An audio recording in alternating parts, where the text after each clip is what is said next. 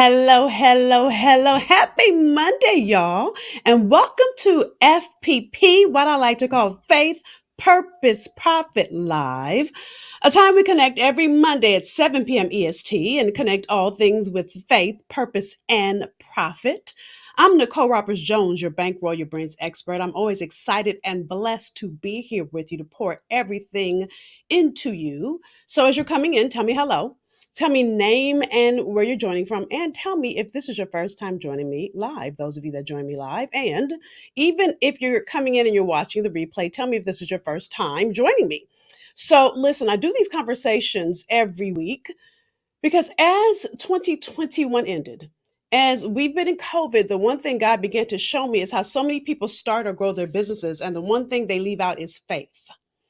And so tonight, we're starting a now 7-part series. By the way, if this is your first time watching me and you want to catch up on some of my previous episodes, let me invite you to go to FPP Podcast. So on Fridays, I do a wrap up of our conversations. Tonight is part one. I'll tell you what part two is. And the reason I do that is because where I teach one episode builds on the next. Hey, my Yolanda. Always excited to have you here, girl. So listen, I'm starting a 7-part series. So if you've been with me for some time, you know that we're coming off of the heels of I think it was a 6-part series I did, Why Your Business is Important to God. After that series, I did a summit called Rich in Your Niche Summit. And after that summit concluded, I've gotten inbox messages, I've gotten emails, I've gotten all kind of comments from many of you that either attended the 6-part series or that attended the summit. And so it got me to really thinking, because of the comments that I've gotten from you, of how I can give you more. And that more is this 7-part series. So let me tell you what it is and why I'm doing it. And then I'm going to start with part one in this episode. So the 7-part series is called Income with Impact. Income with Impact. So listen, as we did the 6-part series, Why Your Business is Important to God, and really was a conversation around purpose. And in everything I do, again, this is called Faith, Purpose, Profit. In that series, God began to show me how to connect the dots for, can I tell you, God teaches stuff to me for me. And then I realized that he does that for me to learn, of course, but then goes, okay, teach it. Really, Lord? Okay, so then I teach it. So in this, I began to realize my journey. Those of you that don't know that I've been in this work for 28, September of this year will be 29 years I've been in this work. The one thing I've learned, and those of you that have been around me, I say this all the time, is your business can never outgrow you. So there's an environment that your business, your purpose sits in. And so that's what I'm going to talk to you about in this 7-part series. Because if you're going to have the impact that your business is meant to make, there are 7 principles that your purpose sits in.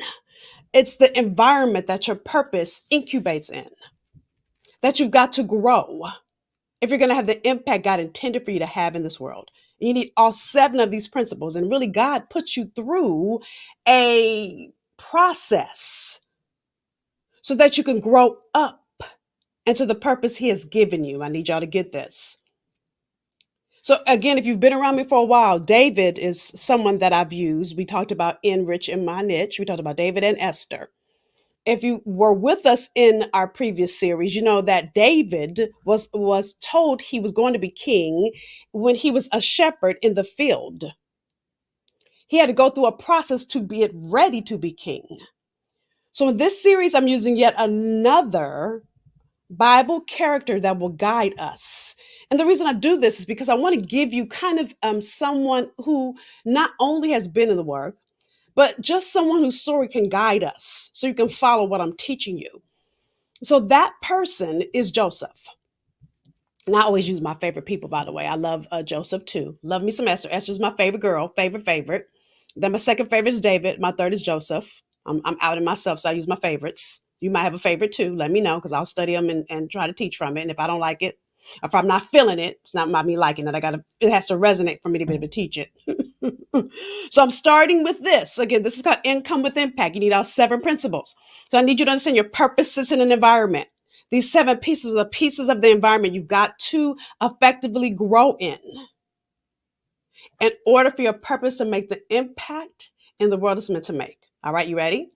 So the first part is the power of your serve. So many people think that their sales are so important for you to make profit.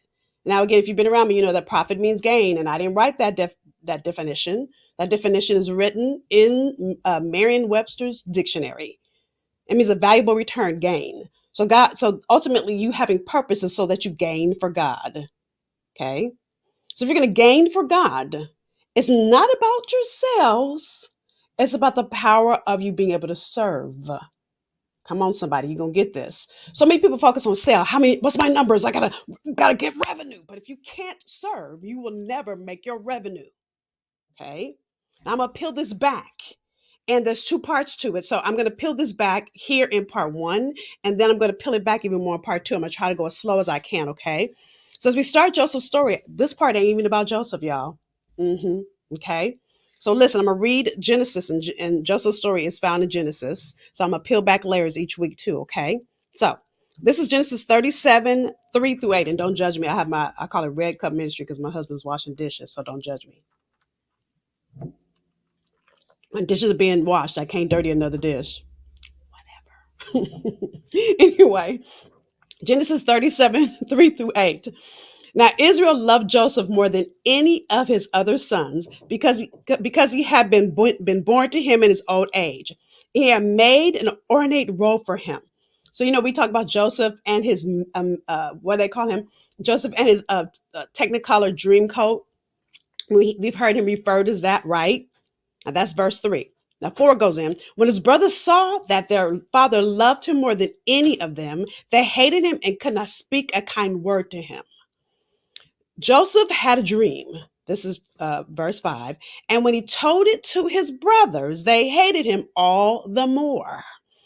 He said to them, this is Joseph talking to his brothers, listen to this dream I had. We were binding sheaves of grain out in the field when suddenly my sheaf rose and stood upright, while your sheaves gathered around mine and bowed down to it. His brother said to him, do you intend to reign over us? Will you actually rule over us? And they hated him all the more because of his dream and what he had said. And I need you guys to get this. So first, we've been talking a lot about you in the previous series. So now I want you to look at the environment around you. Okay. We're going to talk about what you need to grow. And so first, I'm not going to talk about this, but I want you to do a SWOT analysis of you. So a SWOT analysis is strengths, weaknesses, opportunities, and threats. You're not perfect. Okay. So you have strengths, you have weaknesses, you have opportunities to grow, and you have threats. Some of those opportunities to grow and some of those threats are the people around you.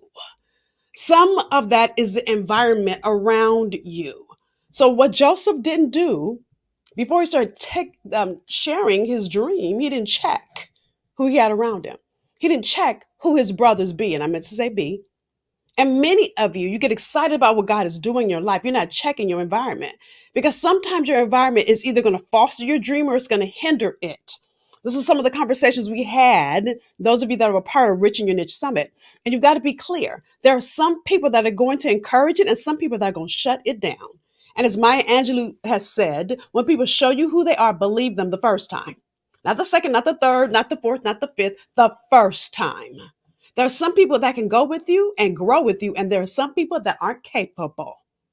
But when people show you, you've got to allow them to sit in the seat that they are showing you they need to sit in. So what do I mean by that? We're going to peel back the layers, okay? There's a quote, and I'm going to read it because this is good. We never go just as far as our dream. We go just as far as our team. So it's not just about God giving you a dream. It's not just about God giving Joseph the dream.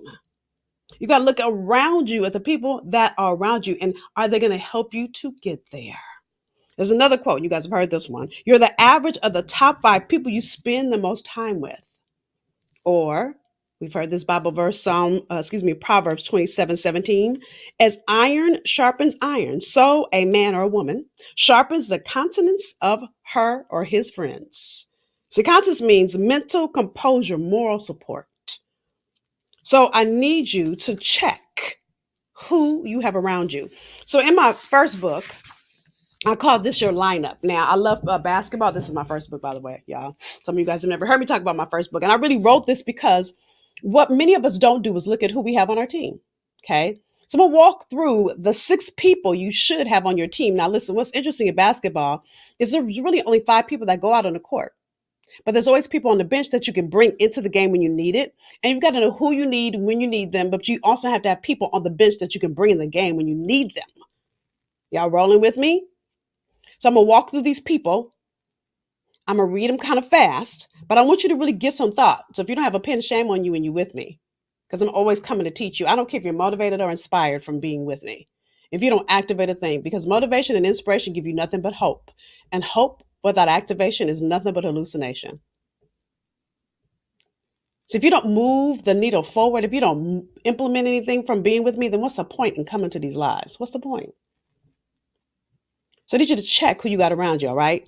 So let's look at your lineup. Okay. So everybody needs a coach. Everybody. Okay. So a coach is someone that's more experienced than you that can guide you toward reaching your goal. First of all, do you have a goal set? Do you have a vision? Do you know where you're going? We'll talk about that more in another week. But then you got to have a coach that's 10 steps ahead of you. Why? Because if you're going to do abundantly above all you can ever ask or think, the God's going to give you a dream that's bigger than where you are. If it's bigger than where you are, you've never been there. You've never done that. That means you cannot do it by yourself. So you need someone that's 10 steps ahead of you that has done it, that can give you the activation and the strategy to get there. Again, we'll talk about that more in part 2. Okay. Then you need a motivator, okay, or an accountability partner. Now, accountability partner is someone who will push you to step your game up. It's not somebody that's going to make you feel good. It's going to say, girl, you know you've been trifling. You know you're not working your hardest. You know, it's interesting to me, the number of people that want it to be easy and comfortable. God doesn't come with easy, y'all. Listen, he's going to put you in a place that's going to be inconvenient because when you ask God, I want to be blessed. First of all, my question to you is, can you stand to be blessed? Because when you ask God for it, he's going to put you in a place to grow you to go get it. It's interesting to me that when people pray for a business or they pray for a husband, even if you're not ready for your husband, God is going to grow you to be ready for it. And you wonder why you're going through so much stuff. You were the one that asked for it. So when you grow up to go get it, will you do the work? One of the examples I always like to use is I wish that I could tell my trainer I want to look like J-Lo and she could work out for me. Don't work like that. So you want to have an accountability partner that's going to call you out and hold you to the goal you set. That's going to say to you, girl, you know, you don't need to be doing that. You know, you don't need that Reese Pieces. I'm just saying. That's going to hold you to your greatness. You know, I've lost friends over this. Don't tell me what your goal is and then think I'm not going to hold you to it and then get mad at me because I'm calling you out because you're the one that told me your goal. Because I want you to call me out the same way that I'm calling you out. If I tell you my goal and you see me contradicting what I told you I want to do, I want you to call me out on it the same way I'm going to call you out on it. I need you to hold me accountable, period. You need a counselor, someone who will listen. Because sometimes you just need somebody that's going to listen. You just need an ear. Because maybe you've had a hard day. Maybe you're going through so much. You don't need somebody that you're going to feel judged by. And some of these people, by the way, can be the same person. Your accountability partner can be that ear. And just because you're holding somebody accountable does not mean that they feel judged. Y'all get this? Mm-hmm. And maybe they brainstorm ways with you. Maybe they help you figure it out. Right. Rosa says, this is so good, Nicole. Some people can go with you or grow with you. Right. But they can't hold you back because they're not on your team. Because if they're holding you back, they're on your opposing team. Because it means they're scoring points not for you. Think about that. Right? Everybody needs a confronter. Somebody's going to tell you the truth. That's not going to tell you what you want to hear. My husband and I were talking about this with Martin the other day. When you look at Martin now, he doesn't even look the same. Something must have happened. Who knows what that is? But whatever that is because he didn't have a confronter. Michael Jackson, taking all those drugs. I recently watched the Elvis movie. These people needed a confronter in their life. Someone that's going to say, something ain't right with that. You need to stop doing that. And maybe they had one and they didn't listen. I don't know. Everybody needs a number 5 cheerleader. Somebody that's going to say, yeah, I'm so excited for you. Because sometimes you just need somebody that's going to just be doggone excited. Especially when you don't feel excited. Especially when you're tired and you overwhelmed. Listen, think about people like Tyler Perry, who lived in a car. You think he needed a cheerleader every now and then so that he stay in it? You think it felt good for him to go and live in that car? But I know this. God, the things that he learned about himself, not from living in a car, but what he was going through. It wasn't about him living in a car, but it was a character development that God was putting him through. Every time he failed, he learned a lesson. And many of us focus on, oh, I want to live in a car. It wasn't about that. It was about what he was growing through, not going through. And many of you, the reason your business hasn't taken off is you want it to be easy and comfortable. You hear me say this all the time. But what are you willing to grow through? And you'll be in the exact same place in 2023, 2024, 2025 because you're looking for it to be easy. And because you don't have the right people around you to really help you push past where you already are. And this person, your cheerleader, can be the same thing as a sister friend. Sometimes you just need somebody to go have a drink with. For some of you guys don't drink, and I get that too. For me, it's a good glass of wine. I just want to laugh. Sometimes go listen to music. Sometimes just go sit on my porch with my husband and have a good laugh. You know, he's not a sister friend. But sometimes it's nothing like a good girlfriend, afternoon, happy hour, lunch, whatever that is. My mentee was here recently, and it's nothing like a key lunch with my mentee. And we were saying, ooh, because it had been too long. What's so great is my mentee's moving from Boston. I was like, girl, I can't wait because that was my girl. We used to get together at least once a quarter and just kiki, which is laugh and talk and have drinks and catch up. And just the way that renews my spirit. And she's God's girl like me. And we talk about things, stories we're learning and breaking down in the Bible. And the way that renews my spirit. You got to know what you need that replenishes your soul.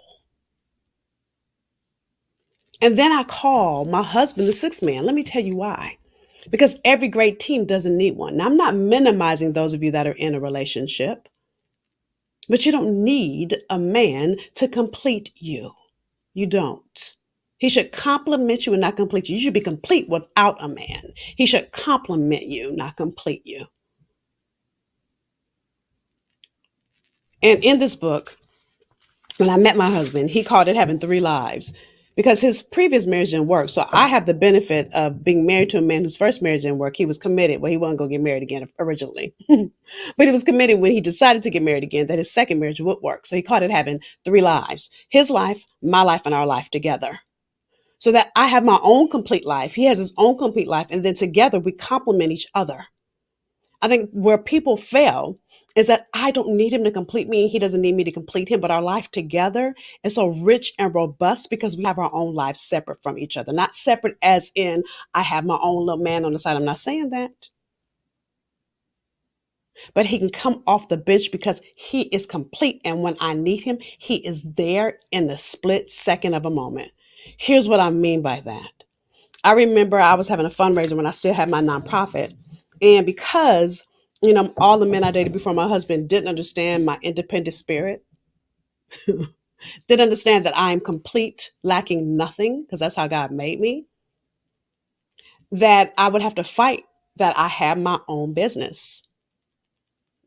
And I didn't understand my husband wasn't like that. This is when we were dating though. And I was having a I was having a fundraiser. So what I did was I didn't ask him to help me. I brought him early. I sat him in the audience and I was in the back working. Well, this was an outdoor event in California. It started raining.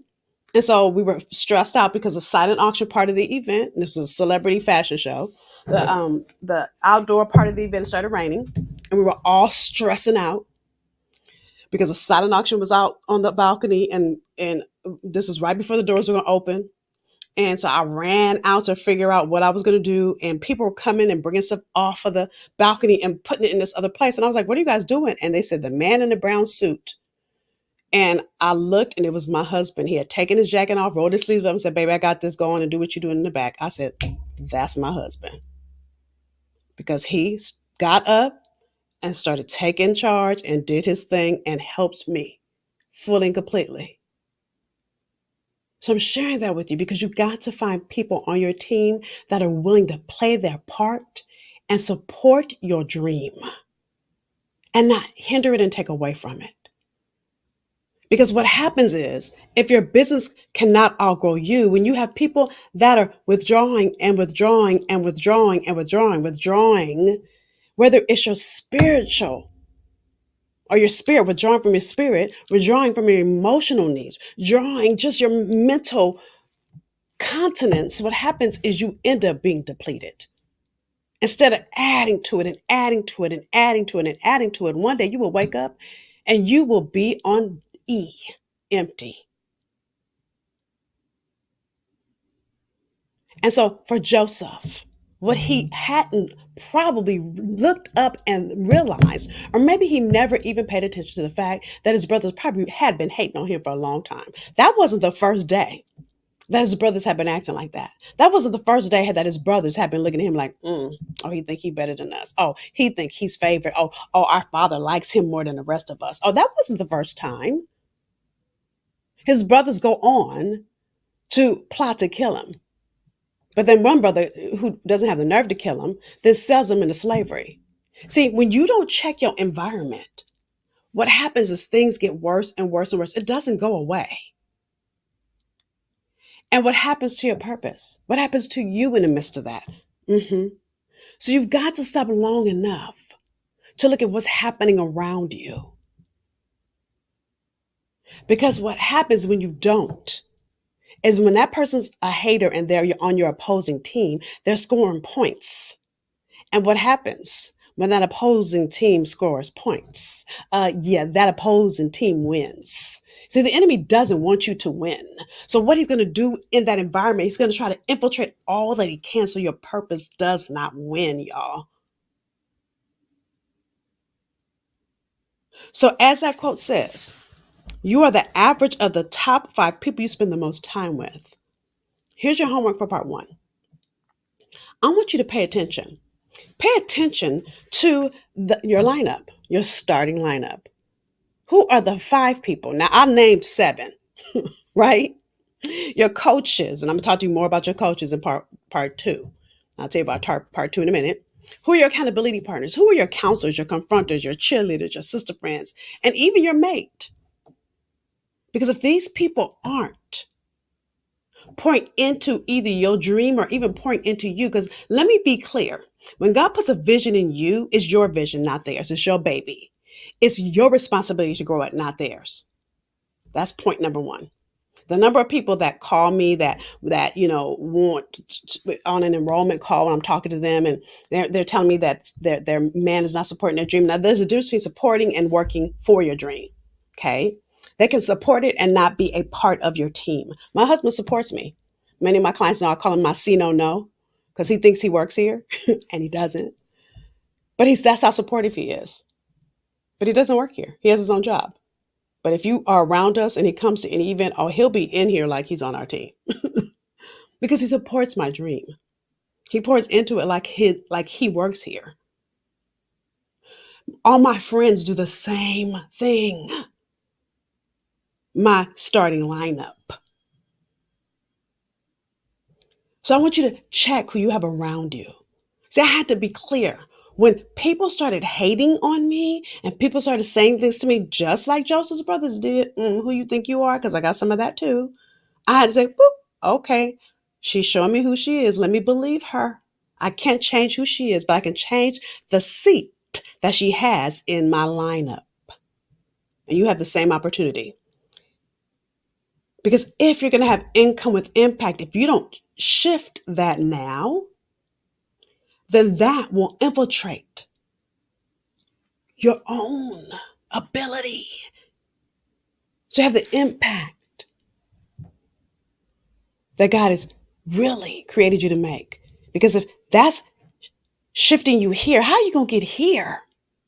And many of you, what I know is you have this rumble in you to make this phenomenal impact in this world. And if you can't shift that here, baby, when you get here, oh, it's going to be worse.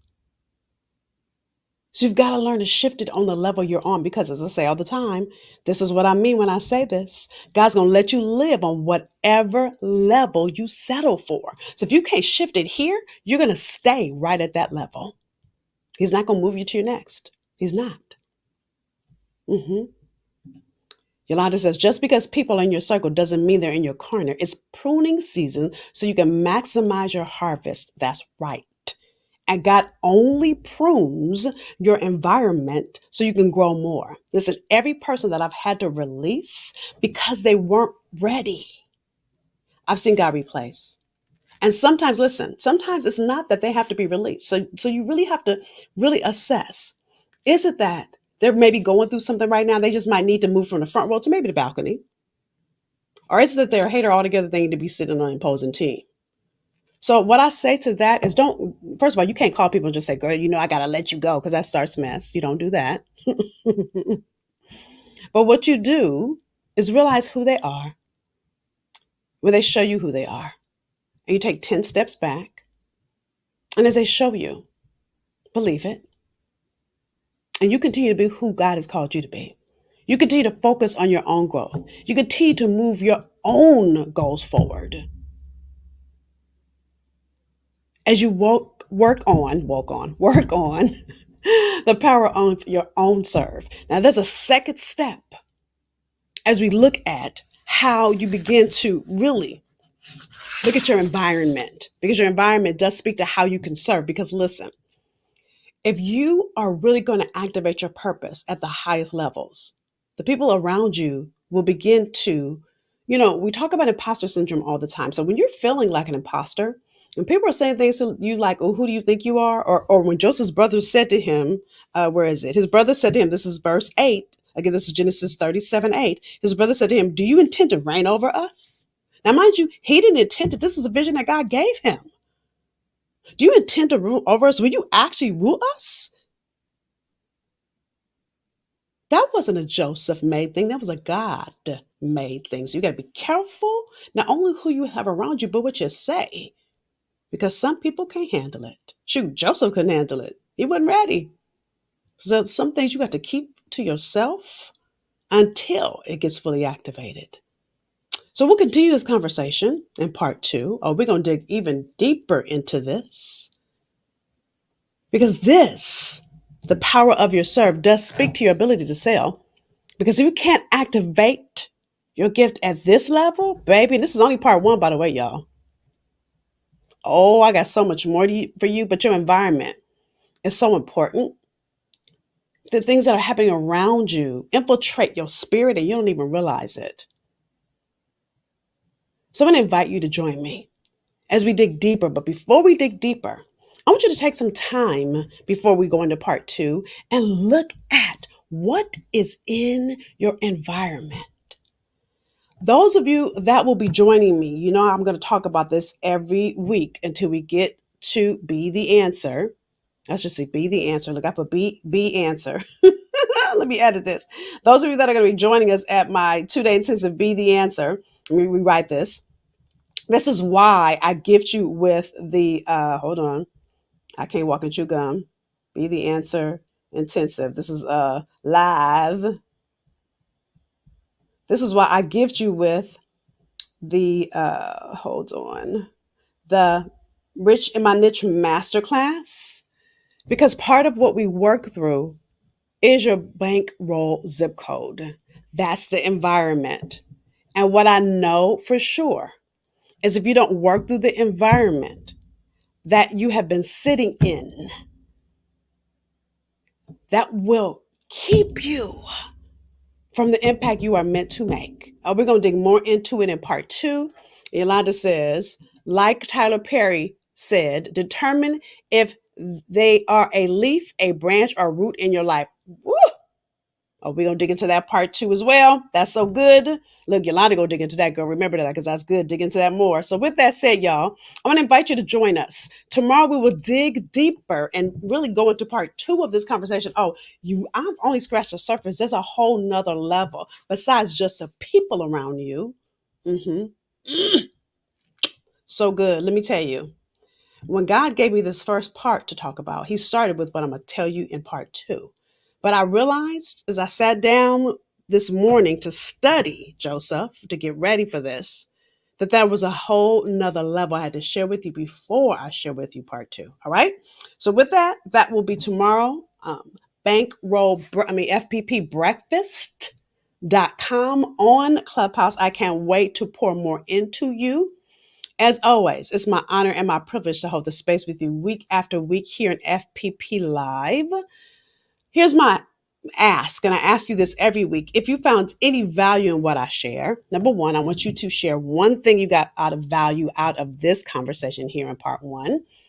And then part two, I want you to, or number two, I want you to share it. Share with your network. So there's a share button somewhere. If you've got any value, share. If you're watching on YouTube, share it there as well.